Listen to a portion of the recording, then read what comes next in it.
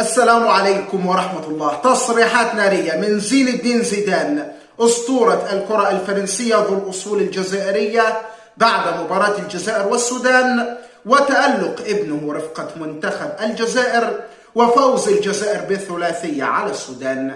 ولكن عزيزي المتابع، قبل أن نستمع ماذا قال، ما تنساش انك تشرفنا وتشترك معنا في هذه القناة ولايك علشان الفيديو ده ينشر عدد من الناس، واذكر الله وصلى على النبي أهم شيء. ويلا بينا ندخل في الموضوع على طول.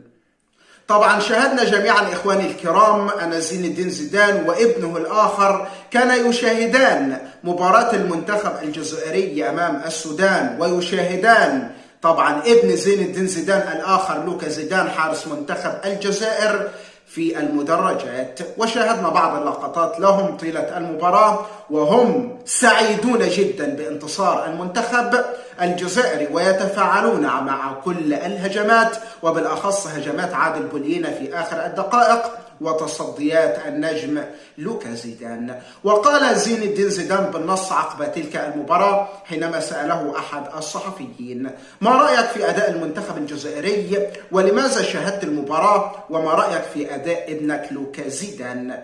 فرد زيدان قائلا بالنص: لقد استمتعت بمشاهدة منتخب الجزائر منتخبي الآخر مع المنتخب الفرنسي، استمتعت كثيرا بهذه المباراة، استمتعت بالأداء الرائع للخضر وبالأداء الرائع لابني لوكا زيدان، لقد قدم مباراة رائعة وأتمنى له التتويج بهذه البطولة مع المنتخب الجزائري.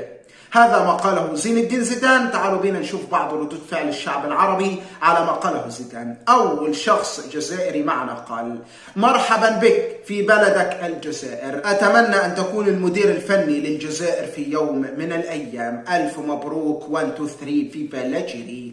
وثاني شخص مغربي معنا قال: يا له من حضور رائع للأسطورة زين الدين زيدان على الأراضي المغربية، شرفت المغرب يا زيدان، وألف مبروك للإخوة الجزائريين خاوة خاوة. وثالث شخص مصري قال: والله يا جماعة زين الدين زيدان مدرب رائع، لم ينسى بلده الثاني الجزائر وأعطاها قطعة من قلبه وهو ابنه لوكا زيدان، وأتمنى أن أشاهد هذا المدرب مع المنتخب الجزائري في يوم من الأيام مع هؤلاء اللاعبين العمالقة، هيدمر الدنيا. هذه كانت بعض تصريحات الشعب المصري على تواجد زين الدين زيدان الأسطورة في المدرجات لمشاهدة مباراة الجزائر. لايك واشترك، والسلام عليكم ورحمة الله.